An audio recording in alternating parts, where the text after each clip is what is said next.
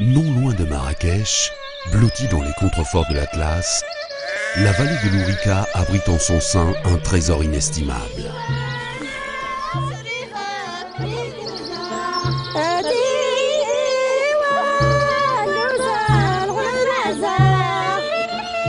Ici, ce trésor est surnommé l'or rouge, mais il est plus connu sous le nom de safran.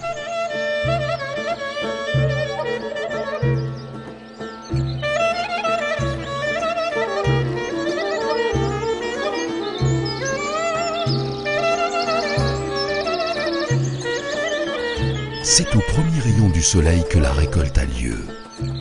Juste à temps pour cueillir le Crocus sativus, à l'aube de son épanouissement.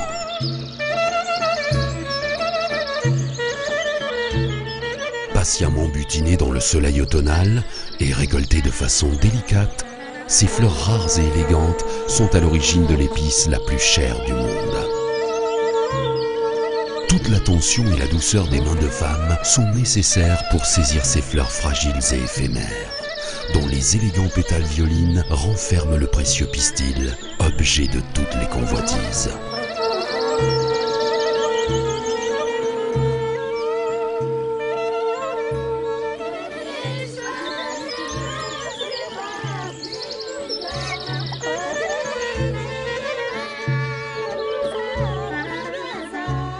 Le temps lui est compté, d'autant plus que sa floraison s'étale sur une poignée de semaines seulement.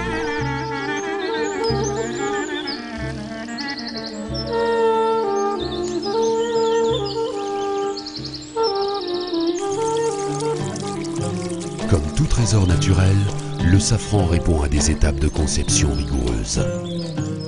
Après la récolte, place à l'émondage, qui consiste à dévêtir les fleurs une par une avec le plus grand soin. Seule l'extrémité teintée de rouge contient l'arôme et confère au safran sa valeur. Pour ne conserver que le précieux filament, source de cette poudre aromatique noble, le geste doit être doux et précis.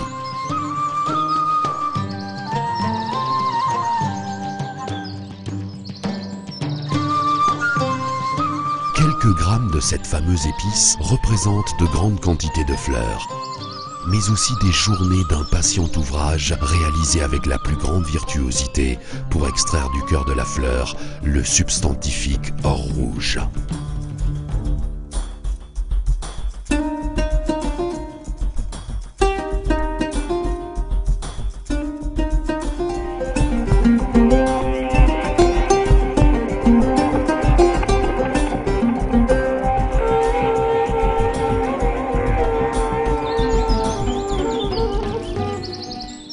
Cultivé pour la première fois dans les provinces grecques, le safran, pourtant originaire du Moyen-Orient, est très recherché en gastronomie.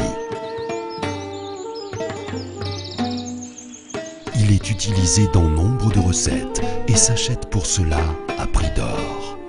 Trésor aromatique, il colore et parfume les mets les plus raffinés. Son goût unique, fait d'arômes de cèdre, de poivre et de notes florales, lui vaut le titre de roi des épices. Ce souverain a trouvé une place de choix dans un royaume où l'hospitalité, la gastronomie et la nature règnent en maître absolu.